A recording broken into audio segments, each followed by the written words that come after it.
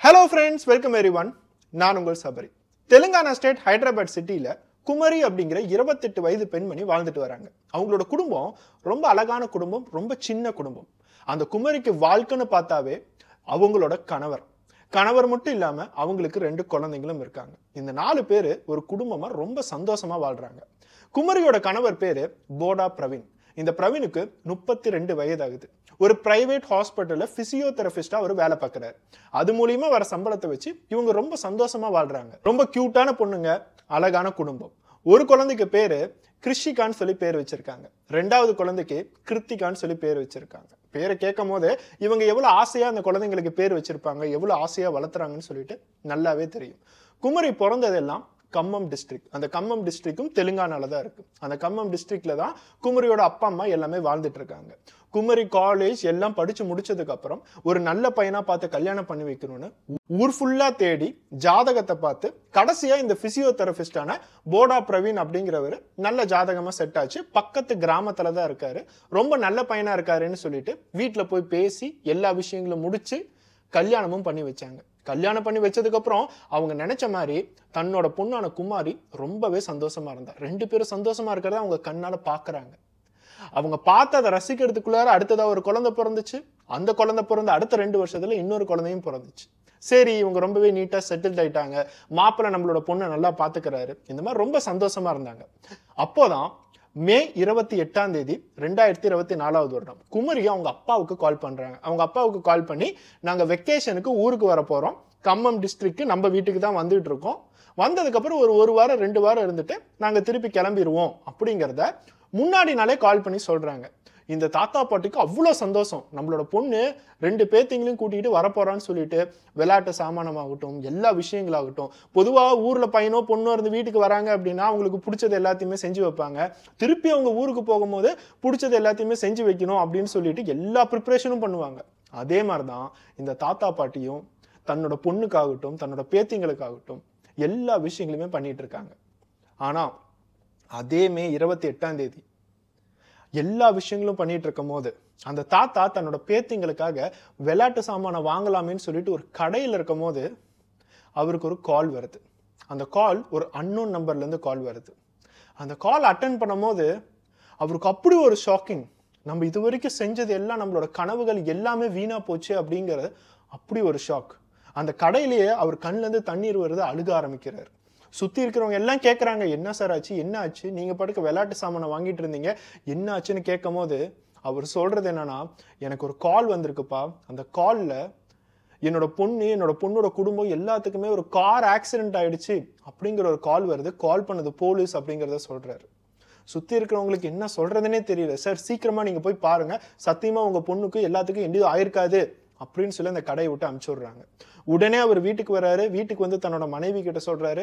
2 பேருமே அதிர்ச்சியோட ஹைதராபாத்ல இருந்து இந்த கம்மம் டிஸ்ட்ரிக்ட் நடுவுல இருக்கிற ஒரு ஹாஸ்பிட்டல் பேரு சொன்னதுனால அந்த ஹாஸ்பிட்டலுக்கு வந்து தன்னோட பொண்ணோட நிலைமை என்ன, பேத்திங்களுக்கு என்னாச்சு, மாப்பிள்ளைக்கு என்னாச்சுன்னு சொல்லிட்டு பார்க்க வராங்க. குமரியோட அப்பா அம்மா 2 பேருமே அந்த ஹாஸ்பிட்டலுக்குள்ளார நுழையும் போது மாப்பிள்ளை வீட்டு சொந்தக்காரங்களாகட்டும் மாப்பிள்ளையோட அப்பா அம்மா ஆகட்டும் எல்லாமே உட்காந்து அழுதுகிட்டு இருக்காங்க. இவங்களுக்கு உள்ளுக்குள்ளார ஏதோ ஒரு தப்பான விஷயம் நடந்துருச்சுன்னு சொல்லிட்டு மனசுக்கு தோணுது. ஓடி வந்து கேட்கறாங்க, என்னாச்சு, கார் ஆக்சிடென்ட் எப்படி நடந்துச்சு, எல்லாமே சேஃபா தானே இருக்காங்க, குழந்தைங்களுக்கு ஒன்றும் ஆகல இல்ல இப்படிங்கறது எல்லாத்தையும் கேட்கறாங்க. ஆனா அங்க இருக்கிறவங்க எல்லாம் அழுதுகிட்டு சொன்ன ஒரே பதில், உங்களோட பொண்ணும் 2 பேத்திங்களும் இறந்துட்டாங்க அப்படிங்கிற ஒரு ஷாக்கிங்கான விஷயத்த சொல்றாங்க. ஆக்சிடென்ட் எப்படி நடந்துச்சுன்னு கேட்கும் போது நார்மலா அவங்க பாட்டுக்கு கார்ல வந்துகிட்டு இருக்காங்க. இந்த கம்மம் டிஸ்ட்ரிக்ட் போறதுக்கு கார்ல வந்துட்டு இருக்காங்க. திடீர்னு ஒரு லாரி முன்னாடி வந்திருக்கு. இவங்க வழி தவறி ஒரு மரத்துல போய் மோதி இருக்காங்க. அந்த கார் மரத்துல போய் மோதனோடனே உள்ளுக்குள்ளார இருக்கவங்க எல்லாத்துக்குமே அடிபட்டிருக்கு.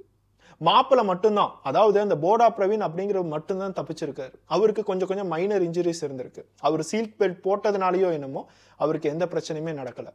ஃப்ரண்ட் சீட்ல 2 குழந்தைங்களும் உட்காந்துருக்காங்க. அவங்க சீட் பெல்ட் இந்த மாதிரி எதுவுமே போடல. அதனால அவங்க இறந்துட்டாங்க. பின்னாடி சீட்ல உட்காந்துட்டு இருந்தா அவரோட மனைவியும் இறந்துட்டாங்க. போலீஸ் அவங்களோட விசாரணைகளை ஸ்டார்ட் பண்ணாங்க. அவங்க முதல் விஷயமா குமரி அப்பா அம்மா கிட்ட அவங்க எதுக்காக உங்க வீட்டுக்கு வந்தாங்க அப்படின்னு கேட்கும் போது போடா பிரவீனுக்கு அவங்களோட ஹாஸ்பிட்டல்ல ஒரு வெக்கேஷன் இருந்துச்சு, குழந்தைங்களும் தாத்தா பாட்டி கிட்ட இருக்கட்டுமேன்னு சொல்லிட்டு ஹைதராபாத்ல இருந்து கம்மம் டிஸ்ட்ரிக்ட் வந்தாங்க. 2 நாளைக்கு முன்னாடி அவங்களோட பொண்ணு அவங்களுக்கு இன்ஃபார்மும் பண்ணியிருக்காங்க. ஸோ குமரியோட சைட்ல இருந்து எல்லா விஷயங்களும் கிளியரா இருக்கு. அவங்க அப்பா அம்மாவுக்கு வெக்கேஷனுக்கு வரேன்னு சொல்லி இன்ஃபார்ம் பண்ணியிருக்காங்க. இந்த வெக்கேஷன் டிராவல்ல தான் ஆக்சிடென்ட் நடந்திருக்கு. அதுக்கு அடுத்ததா போடா பிரவீனோட அப்பா அம்மா கிட்ட உங்களோட பையனுக்கு யாராச்சும் எதிரிகள் இருக்கான்னு கேட்டா, அவன் ஒரு நார்மல் பிசியோதெரபிஸ்ட், மாச சம்பளத்துல வாழ்ந்துட்டு இருக்கான், அவனுக்கு போய் என்ன எதிரிகள் இருக்க போகுதுன்னு சொல்லிட்டு அவங்களும் கத்தி கதறி அழுகுறாங்க.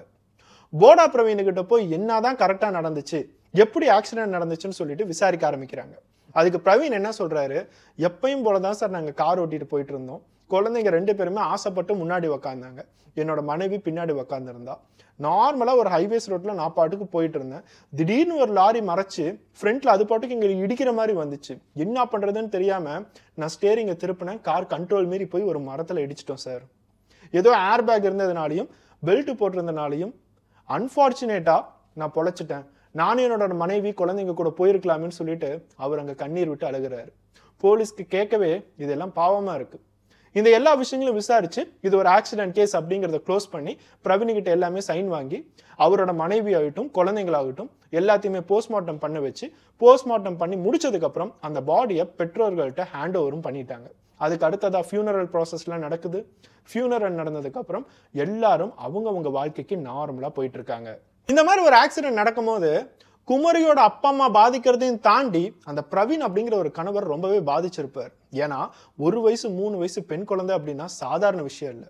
ஒரு அப்பாவுக்கு ஒரு பெண் குழந்தை கையில கிடைக்கும் போது அவங்களோட வாழ்க்கையே மாறிடும். அந்த லெவலுக்கு வாழ்க்கையை மாற்றி அது ஒரு சந்தோஷமாக்கும். ஆனா இவருக்கு 2 பெண் குழந்தை, அவரோட வாழ்க்கையில எவ்வளவு ஜாலியா இருந்திருப்பாரு, அன்பான மனைவி, இது எல்லாத்தையுமே விட்டுட்டு இப்ப திருப்பி அந்த வீட்டுல அனாதையா இருக்கணுமே அப்படின்னு யோசிக்கும் போது அவரால் தாங்க முடியல. இவர் இருக்கிறது ஒரு வாடகை வீடு தான். ஏன்னா சொந்த ஊர்ல இருந்து அந்த ஹைதராபாத்துக்கு வேலை பார்க்க தான் வர்றாரு. வேற ஒரு வீட்டுல வாழ ஆரம்பிச்சு திருப்பி பிசியோதெரபிஸ்ட் வேலையை போய் பார்க்கணுமேன்னு சொல்லிட்டு அவர் பாட்டுக்கு பார்த்துட்டு இருக்காரு. இந்த மாதிரி அவரோட வாழ்க்கை ஒரு 1.5 மாசம் பக்கமா போயிட்டு இருக்கு. குமரியோட அப்பா அம்மாவும் என்ன பண்றது, தன்னோட மாப்பிள்ளையும் தனியா இருக்காரு, அவருக்கும் நம்மளால எதுவும் சொல்ல முடியல, அவருக்கு ஏதாச்சும் ஆறுதல் சொல்லான்னு பார்த்தா நம்மளே ஆறுதல் இல்லாம நம்மளோட குடும்பத்தை தொலைச்சிட்டு இருக்கமேன்னு சொல்லிட்டு கிராமத்துல அந்த அப்பா அம்மாவும் வேதனையோட வாழ்ந்துட்டு இருக்காங்க. இந்த மாதிரி ரொம்ப சந்தோஷமா இருந்த குடும்பத்துல இப்படி ஒரு விஷயம் நடக்கும் போது எல்லாத்தோட லைஃபும் எப்படி மாறுதுங்கிறத யோசிச்சு பாருங்க. ஆனா 1.5 மாசம் கழிச்சு உங்களோட வைஃபும் உங்களோட குழந்தையும் ஆக்சிடென்ட்ல இறந்தாங்க அப்படிங்கறத நம்ம நினைச்சோம். ஆனா இது ஆக்சிடென்ட் இல்ல, இது ஒரு மர்டர் அப்படிங்கிற சந்தேகம் எங்களுக்கு இருக்கு. அதனால உங்களை விசாரிக்கிறதுக்கு தான் கூட்டிட்டு போறோம், நீங்க வரீங்கன்னா வாங்க, இல்லாட்டி நாங்க தூக்கி போட்டு போவோம்னு சொல்லிட்டு சொல்லும் போதுதான் பிரவீனுக்கு சீரியஸ்னஸ் புரிஞ்சிருச்சு. சரி நானே போலீஸ் ஸ்டேஷனுக்கு வரேன், நீங்க என்ன வேணுமோ விசாரிச்சுக்கோங்கன்னு சொல்லிட்டு அவர் போயிட்டாரு. ஆனா அவர் போலீஸ் ஸ்டேஷனுக்கு போனதுக்கு அப்புறம் பிரவீனோட அப்பா அம்மாவாகட்டும் மாமனார் மாமியார் ஆகட்டும் எல்லாமே போலீஸ் ஸ்டேஷனுக்கு போய் சண்டை போட ஆரம்பிச்சிட்டாங்க. ஆக்சிடென்ட் ஆகி தன்னோட மனைவி குழந்தைங்க இறந்துட்டாங்கன்னு சொல்றாங்க. சாதாரணமா ஒரு கார் ஓட்டிட்டு போறவங்க வழி தவறி போய் ஒரு மரத்துல இடிச்சா உள்ளுக்குள்ளார டெத் எல்லாம் நடக்காது, அவ்வளவு சீக்கிரமெல்லாம் செத்துற மாட்டாங்க. அந்த கார் உருண்டு போகணும், மலையில கார் உருண்டு போய் கீழே விழுந்த காரை விட்டே வெளியே வரவங்க நிறைய பேர் இருக்காங்க. ஆனா இங்க காரு போய் சும்மா மரத்துல இடிச்சிருச்சு உள்ளுக்குள்ளார இறந்துட்டாங்கன்னா யார் சார் நம்புவாங்க? அப்பவே எங்களுக்கு பிரவீன் மேல டவுட் வந்துச்சு. இருந்தாலும் சரி போஸ்ட்மார்ட்டம் ரிப்போர்ட் முடியட்டுமேன்னு சொல்லிட்டு நாங்க வெயிட் பண்ணோம். போஸ்ட்மார்ட்டம் ரிப்போர்ட்ல கையில ஊசி போட்டதுக்கான அடையாளம் இருக்கு. அது என்ன ஊசி, யார் போட்டாங்க, எதுக்காக போட்டாங்கிறத எங்களால கண்டுபிடிக்க முடியல. உன்னோட உடம்புல ஏத்தணும், யார் ஏத்திருப்பாங்க? பிரவீன் மட்டும் தான் அந்த இடத்துல இருந்தாரு, அப்படின்னா பிரவீனை தவிர யாராச்சும் ஏத்திருப்பாங்களா அப்படிங்கிற ஒரு பெரிய கேள்வியை குமரியோட அப்பா அம்மாவாகட்டும் பிரவீனோட அப்பா அம்மாவாகட்டும் எல்லாத்திலுமே கேட்கறாங்க. அந்த உடம்பை கொண்டுட்டு போய் போஸ்ட்மார்ட்டம் பண்றேன்னு சொல்லிட்டு ப்ரியாரிட்டி வைஸ் நான் நாளைக்கு பண்றேன் நாளானிக்கு பண்றேன்னு தள்ளி போட்டு அந்த உடம்பை கடைசியா போஸ்ட்மார்ட்டம் பண்ணா உள்ளுக்குள்ள இருக்க ட்ரக்லாம் தெரிய வராது. அதனால குமரியோட உடம்புல இருக்கிற மார்க் மட்டும் தான் தெரிஞ்சிச்சே தவிர அவங்க ரத்தத்தில் அனஸ்தெட்டிக் ட்ரக் இருந்துச்சா அப்படிங்கறத கண்டுபிடிக்க முடியல. இதெல்லாம் தாண்டி அந்த 2 குழந்தைங்க கழுத்தை நடிச்சு மூச்சு விட முடியாம தான் இறந்திருக்காங்க. ஒரு ஆக்சிடென்ட் நடக்கும் போது கார்ல இருக்கிற ஏதோ ஒரு பார்ட்டி ஏதோ ஒரு இரும்பு அவங்க கழுத்தை பிடிச்சி நெருக்கி இருக்கலாம், கையை வச்சுதான் நெருக்கணும் அப்படிங்கிற அவசியம் இல்லை. அதனாலதான் போஸ்ட்மார்ட்டம் ரிப்போர்ட் எங்களால கன்க்ளூட் பண்ண முடியல. மருமகனான பிரவீனை ஒரே ஒரு டைம் என்கொயரி பண்றோம், அவர் உண்மையதான் சொல்றாரு, அவர் மேல எந்த தப்பு இல்லாட்டி நீங்க பாட்டுக்கு இன்னசென்ட் பிரவீனை நீங்க எடுத்துட்டு போங்க, அவர் கொலை பண்ணியிருந்தா தானே பிரச்சனை அப்படிங்கிறத கேட்கறாங்க.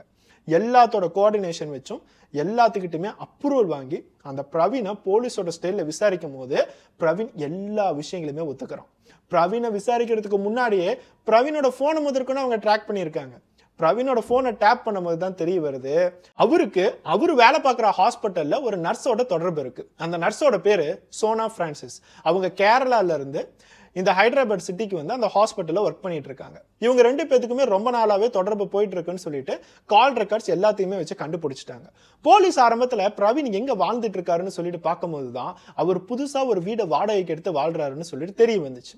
சந்தோஷமா வாழ்றாங்க அப்படிங்கிறதும் புரிய வருது. ஒரே வீட்டுல 2 பேருமே வாழ்றாங்க. கொஞ்ச நாளைக்கு முன்னாடி தான் மனைவி குடும்பத்தை எல்லாத்தையுமே அவன் இழந்திருக்கான். அப்படின்னா இது கொலையா இருக்குமா? அப்படி கூட போலீஸ்க்கு ஒரு சந்தேகம் வந்திருக்கு. சரி, ஓகே, அவனோட பர்சனல் லைஃப் அவன் பாட்டுக்கு யாரு கூடயோ வாழட்டும், அதெல்லாம் நமக்கு பிரச்சனை இல்லை, நமக்கு எவிடன்ஸ் தான் வேணும்னு சொல்லிட்டு போலீஸ் பிரவீன்கிட்ட எதுவுமே சொல்லாம நாங்க ஆக்சிடென்ட் கேஸும் க்ளோஸ் பண்ணிட்டோம்னு சைன்லாம் வாங்கி அவங்க பாட்டுக்கு அவங்களோட ரிசர்ச்சை பண்ணிட்டு இருந்திருக்காங்க. அவனோட மனசு ஃபுல்லா சரி நம்ம பண்ண கொலையில இருந்து நம்ம தப்பிச்சிட்டோம், இது சும்மா ஆக்சிடென்ட் கேஸ் மாதிரி தான் இருக்கும் போல, அதனால நம்ம நல்ல பேரோடய வாழலாமேன்னு சொல்லிட்டு அவன் வாழ்ந்துட்டு இருந்திருக்கான். ஆனா போலீஸ் இவ்வளோ சீக்கிரட்டா எல்லாத்தையுமே பண்ணுவாங்கிறது அந்த குற்றவாளிக்கு தெரியல. இந்த மாதிரி எல்லா விஷயங்களும் பிரவீன்ட்ட சொன்னதுக்கு அப்புறம் பிரவீனோட மனசுல தோணுது, சரி நம்ம எப்படியும் மாட்டிக்கிட்டோம், இருந்தாலும் கடைசி வரைக்கும் ஏதாச்சும் ஒரு விஷயத்துல நம்மளால தப்பிக்க முடியுமா, ஏதாச்சும் லூப் ஹோல் இருக்குமான்னு சொல்லிட்டு பிரவீன் போலீஸுக்கிட்ட கொஞ்சம் விளையாண்டுகிட்டே இருந்திருக்கான். நான் சோனா பிரான்சிஸ் அப்படிங்கிற ஒரு பொண்ணு கூட நான் வாழ்ந்துட்டு இருக்கேன், அதுல உங்களுக்கு என்ன வருது, என்னோட குடும்பமே போயிடுச்சு, ஏன் நான் ஒரு புது குடும்பத்தை தேர்ந்தெடுக்க கூடாதா அப்படின்னு கேட்கும் போது, நீ அந்த குடும்பத்தை 6 மாசத்துக்கு முன்னாடியே தேர்ந்தெடுத்துட்டடா, அந்த சோனா பிரான்சிஸ் கூட நீ 6 மாசமாவே பழக்கத்துல தான் இருக்க, உன்னோட மனைவி அதை நீ கண்டுபிடிச்சிருப்பா, பிரான்சிஸ் இன்வால்வ் ஆயிருக்காளான்னு கேட்கும் போது, நானே கொலை பண்ணல சார், நீங்க சோனா பிரான்சிஸ் வேற இன்வால்வ் ஆயிருக்காளான்னு கேட்குறீங்க, என்ன விளையாண்டிட்டு இருக்கீங்களான்னு சொல்லிட்டு அவன் போலீஸை கொஞ்சம் அலைய வச்சுக்கிட்டே இருந்தான். ஆனா போலீஸ் கொஞ்சம் சீரியஸ் ஆகி அவங்களோட ஸ்டைலில் விசாரிக்கும் போது பிரவீனால அதை தாக்கு பிடிக்க முடியல, எல்லா உண்மையுமே சொல்ல ஆரம்பிச்சிட்டான். பிரவீனும் குமாரியும் கல்யாணம் பண்ணதுக்கு அப்புறம் ரொம்ப ஜாலியா தான் இருந்தாங்க. குமரி பார்க்கறதுக்கு ரொம்ப அழகா இருப்பாங்க, ரொம்ப அழகான பொண்ணு, நம்மளோட லைஃபை கிடைச்சிட்டா, நம்மளே நினைச்சிட்டு இருக்கா, வீட்டை எல்லாமே நீட்டா பாத்துக்கிறா, நம்மளையும் நல்லபடியா பாத்துக்கிறாளேன்னு சொல்லிட்டு அந்த லைஃப் நல்லா தான் போயிட்டு இருந்துச்சு. பிரவீன் அவரோட பிசியோதெரபிஸ்ட் வேலையை ஹாஸ்பிட்டல்ல போய் பார்த்துட்டு இருந்தாரு. இவங்க 2 பேர்த்தோட சந்தோஷத்துக்கு அடையாளமா 2 குழந்தைங்களும் பிறந்துச்சு. லைஃப் எல்லாமே சூப்பராகவே இருந்துச்சு. ஆனா 6 மாசத்துக்கு முன்னாடி என்னைக்கு அந்த சோனா பிரான்சிஸ் அப்படிங்கிற ஒரு நர்ஸ் கேரளால இருந்து இந்த ஹைதராபாத் சிட்டிக்கு வந்து அந்த ஹாஸ்பிட்டல்ல ஜாயின் பண்ணாங்களோ அப்பதான் பிரவீனுக்கு ஏகப்பட்ட மாற்றங்கள். அந்த சோனா பிரான்சிஸ் பிரவீனோட அசிஸ்டன்ட். அவங்கள பார்க்கும் போது எல்லாம் அவங்க கூட ஒரு தப்பான தொடர்பு வச்சுக்கணும், அவங்க கூட ஒரு பாலியல் ரீதியான தொடர்பு வச்சுக்கணும்னு சொல்லிட்டு இவனுக்கு தோணிக்கிட்டே இருந்திருக்கு.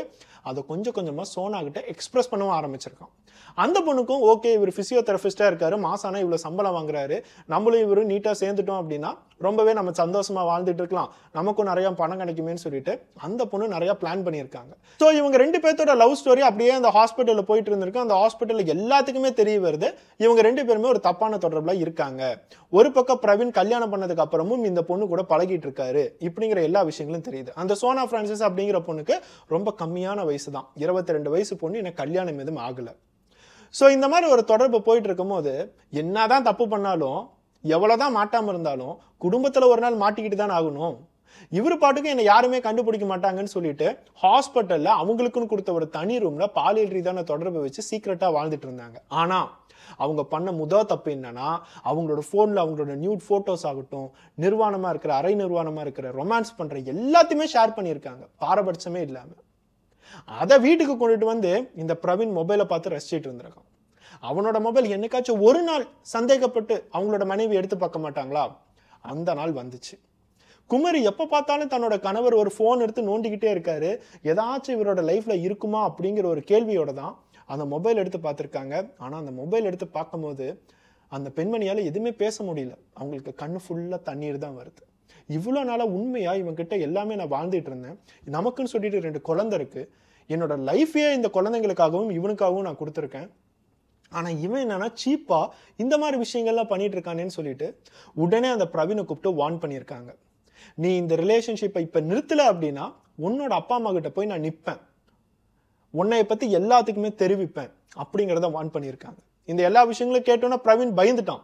பயந்ததுக்கு அப்புறம் சத்தியமா இனிமேட்டு அந்த பொண்ணு கூட பேசவே மாட்டேன், நான் டிபார்ட்மெண்ட் மாறி போயிடுறேன், கொஞ்ச நாள் ஹாஸ்பிட்டல் விட்டு நான் வேற ஹாஸ்பிட்டல் போயிடுறேன்னு சொல்லிட்டு எப்படியோ தன்னோட வைஃபான குமரிய சமாதானம் பண்ணி வச்சான். ஆனா இந்த விஷயம் நடந்ததுக்கு அப்புறம் தான் இவனால அந்த சோனா பிரான்சிஸ் அப்படிங்கிற பொண்ணு கூட பேசவே முடியல. தன்னோட வைஃப் கூடயும் பிரச்சனை ஆயிடுச்சு, தன்னோட வைஃப் எப்ப பார்த்தாலும் போன்ல பாத்துக்கிட்டே இருக்காங்க, ஹாஸ்பிட்டல்ல வேற தன்னோட வைஃப்க்கு சில கான்டாக்ட்ஸ் இருக்கு, அவங்க கிட்ட வேற விசாரிச்சுட்டு இருக்காங்களேன்னு சொல்லிட்டு சோனாவாலையும் பிரவீனாலையும் பேச முடியல, பார்க்க முடியல, எதுவுமே பண்ண முடியல.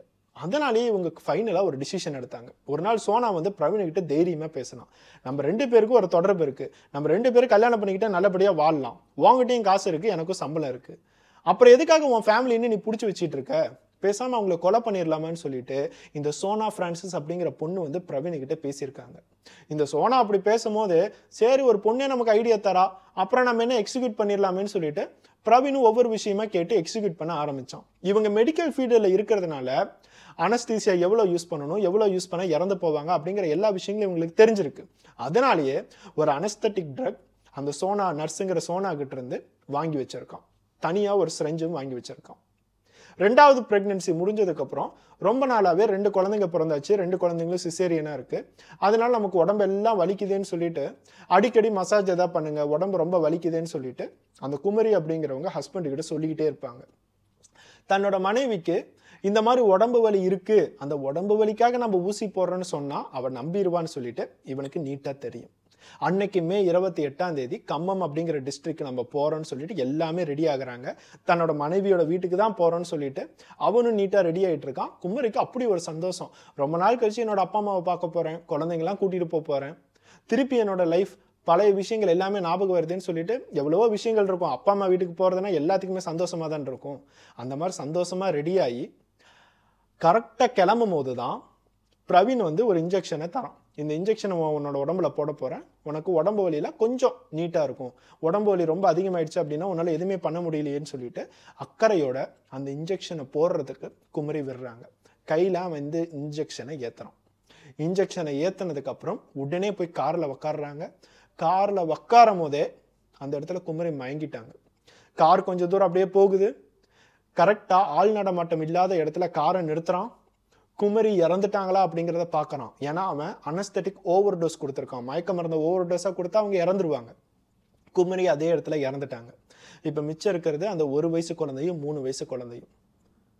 என்னப்பா அம்மாவுக்கு ஆச்சு அப்படிங்கிற ஒரு கேள்வியோட தன்னோட அப்பாவை பார்க்கறாங்க. ஆனா அந்த குழந்தைங்களுக்கு அந்த அப்பா நம்மளோட கழுத்தை பிடிச்சி நெரிச்சு கொலை பண்ண போறாரு அப்படிங்கிறது தெரியாது பாவம். அந்த 2 குழந்தைங்களையும் துடிக்க துடிக்க கழுத்தை நெரிச்சு கொலை பண்றான். ஒரு குழந்தைய கொலை பண்ணும் போது இன்னொரு குழந்தை கேள்வியோட பார்த்துட்டு இருக்கும். அப்பா என்ன பண்றாரு, எதுக்காக தன்னோட அக்காவோ தங்கச்சியோ இப்படி பண்ணிட்டு இருக்காரு, விளையாண்டிட்டு இருக்காங்களான்னு சொல்லிட்டு அவ்வளோ கேள்விகள் மண்டையில் வரும். ஆனா அதே அப்பா அந்த குழந்தையோட கழுத்தை பிடிச்சி நெரிக்கும் போதுதான் அதோட வலி அந்த குழந்தைக்கு தெரியும். 2 குழந்தைக்குமே அவ்வளோ வலி கொடுத்து கொல்லும் அப்படிங்கிற தேவை என்ன? இவன் அந்த நர்ஸ் மேல வச்சிருக்க கேவலமான ஒரு காமம். அந்த காமத்துக்காக அந்த நர்ஸ் சொன்ன மாதிரி தன்னோட மனைவி, உண்மையா இருந்த மனைவி, 2 குழந்தைங்க, சின்ன சின்ன குழந்தைங்க, குழந்தையே லைஃப்ல இல்லையேன்னு சொல்லிட்டு எவ்வளவோ பேரு கோயிலா அலைஞ்சு அதுக்காக ஏங்கிட்டு இருக்காங்க. ஆனா இவனுக்கு கடவுள் 2 குழந்தைங்களை கொடுத்ததுக்கு அப்புறமும் அந்த குழந்தைங்களை கொல்லணும்னு சொல்லிட்டு மனசு வந்திருக்கு, காமம் அப்படிங்கிற ஒரு சாக்கடைக்காக. இவங்க எல்லாத்தையும் கொன்னதுக்கு அப்புறம் கண்டிப்பா இது ஒரு ஆக்சிடென்ட் சீன் மாதிரி பண்ணுமேன்னு சொல்லிட்டு அந்த கார் எடுத்துட்டு போய் அவன் பாட்டுக்கு மரத்துல மோதி இருக்கான். அவன் மரத்துல மோதும் போது சீட் பெல்ட் போடுறதும் ஏர் பேக் கண்டிப்பா வருங்கிறது தெரியறதும் எல்லாம் தெரிஞ்சுக்கிட்டு தான் மரத்துல போய் மோதி இருக்கான். அந்த இடத்துல லாரியும் வரல, ஒரு விஷயமும் வந்து மறைக்கல, ஆள் நடமாட்டமே இல்ல, எந்த இடத்துலயும் சிசிடிவி கேமரா இல்ல. நம்ம பாட்டுக்கு போய் மோதிட்டு போலீஸ் கிட்ட சொன்னா அவங்க என்ன நம்பறதானே போறாங்க அப்படின்னு சொல்லி போலீஸை தப்பு கணக்கு போட்டான். கார் எடுத்துக்கிட்டு மரத்துல போய் இடிச்சு அந்த இடத்துல அப்படியே மயங்கி இருக்கிற மாதிரி ஆக்டிங் கொடுத்து அங்க யாரோ சில பேர் வண்டியில வந்து இவங்க எல்லாத்தையுமே வெளியே எடுத்து ஐயோ இவங்க 3 பேர் இறந்துட்டாங்க, இவர் மட்டும் தான் பொழைச்சிருக்காருன்னு சொல்லிட்டு ஆம்புலன்ஸ்க்கு போலீஸ்க்கு எல்லாத்துக்கும் கால் பண்ணியிருக்காங்க. நடிச்சிட்டு இருக்க எவனோ நல்லவன்லாம் இல்ல, உண்மையாலுமே நல்லவனா இருக்கணும் அப்படின்னா சத்தியமா முடியவே முடியாது போல. அவன் மனசுக்குள்ளார எவ்வளவு அழுக்கு இருக்குங்கிறது யாருக்குமே தெரியல. அந்த பிரவீனோட அப்பா அம்மாவுக்கும் தெரியல, மாமனார் மாமியாருக்கும் தெரியல. கடைசி வரைக்கும் அவன் நல்லவனாவே நடிச்சுக்கிட்டு இருந்து இவங்க 3 பேத்தையுமே கொன்னுட்டான். அங்க இருக்கிறவங்க யாருமே இவனுக்கு சப்போர்ட் பண்றதுக்கு வரவே இல்லை. தயவு செய்து இவனை தூக்குல போட்டுருங்கன்னு சொல்லிட்டு அந்த போலீஸ் ஸ்டேஷன் விட்டு குடும்பத்தோட எல்லாமே வெளியே போயிட்டாங்க. சோ இப்போ அந்த பிரவீன் மேல வழக்கு பதிவு பண்ணியிருக்காங்க. சோனா பிரான்சிஸ் அப்படிங்கிற ஒரு நர்ஸை கஸ்டடியில எடுத்து அவளையும் விசாரிக்கும் போது ஆமா நான் தான் பிரவீனுக்கு எல்லா ஐடியா கொடுத்தங்கிறத ஒத்துக்கிட்டா. இவங்க 2 பேர்த்தோட வாட்ஸ்அப் எல்லாத்தையும் செக் பண்ணும் போது இவங்க பண்ண சாட்ஸ் எல்லாமே தெரிய வருது. அது மட்டும் இல்லாம இவங்க பண்ண கருமும் அதுல இருக்கு. சோனா பிரான்சிஸோட நிர்வாணமான பிக்சர்ஸ் முதற்கொண்டு அவ எல்லாத்தையும் அனுப்பிச்சு விட்டுருக்கா. இவங்க பண்றதுக்கு பேரு காதல் அப்படிங்கறத வேற சொல்றாங்க. இவங்க பண்றதுக்கு பேர் காதல் இல்ல, அது வேற ஏதோ ஒரு கருமம். நம்ம பேசிட்டு இருக்க சம்பவம் மே 28 நடந்துச்சு. அதுக்கப்புறம் 45 நாள் கழிச்சு போலீஸ் இவனை கண்டுபிடிச்சு நீட்டாவே கஸ்டடியில எடுத்துட்டாங்க. இப்போ கொஞ்ச நாளைக்கு முன்னாடி தான் கஸ்டடியில எடுத்து எல்லா உண்மையுமே வெளியே கொண்டுட்டு வந்திருக்காங்க. இந்த கேஸ் என்ன எத்தனை வருஷம் நடக்க போகுதுன்னு தெரியல. இவனுக்கு என்ன தண்டனை கிடைக்குது அப்படிங்கிறது எனக்கு தெரிய வந்துச்சுன்னா கண்டிப்பா என்னோட சேனலோட கம்யூனிட்டி போஸ்ட்ல உங்களுக்கு போடுறேன். சத்தியமா இந்த பிரவீனை பத்தி இன்னொரு வீடியோ போடணுமேன்னு சொல்லிட்டு எனக்கு இன்ட்ரெஸ்டே இல்லை. அந்த அளவுக்கு ஒரு கேவலமான பிறவி தான் இவன். காமம் அப்படிங்கிற ஒரு விஷயத்துக்காக மனுஷங்க என்னெல்லாம் கருமத்தை பண்றாங்க அப்படிங்கறத கொஞ்சம் யோசிச்சு பாருங்க.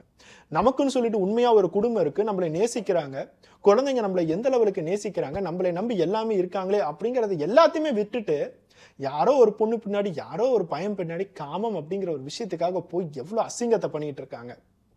இந்த வீடியோ பார்த்துட்டு இருக்க எல்லாத்துக்குமே ஒரே ஒரு விஷயத்தை தான் எப்பயுமே சொல்லிட்டு இருக்கேன். எந்தெந்த இடத்துல எல்லாம் ஒரு தப்பான தொடர்பு ஆரம்பிக்குதோ அது எல்லாமே கடைசியா போய் ஒரு கிரைம்ல தான் முடியுது. இந்த கிரைம்ல 3 பேர், அப்பாவியான மனைவி, 2 குழந்தைங்க இறந்திருக்காங்க.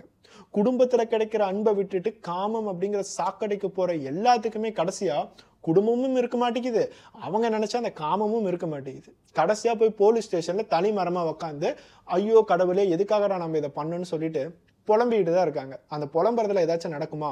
இந்த வீடியோ பார்த்துட்டு இருக்க எல்லாருக்குமே இந்த வீடியோவோட முடிவுல கண்டிப்பா உங்களோட மனசுல நம்மளோட குடும்பத்தை எப்படி நினைக்கணும், நம்மளோட குடும்பத்துல கிடைக்கிற அன்பை வச்சு எவ்வளவு சந்தோஷமா இருக்கணும், நம்ம ஒரு தப்பான பாதைக்கு போக கூடாது அப்படிங்கிறத உங்களோட மனசுல தோணும்னு சொல்லி நான் நினைக்கிறேன். அதனால தான் இந்த மாதிரி வீடியோஸை நான் போஸ்ட் பண்றேன்.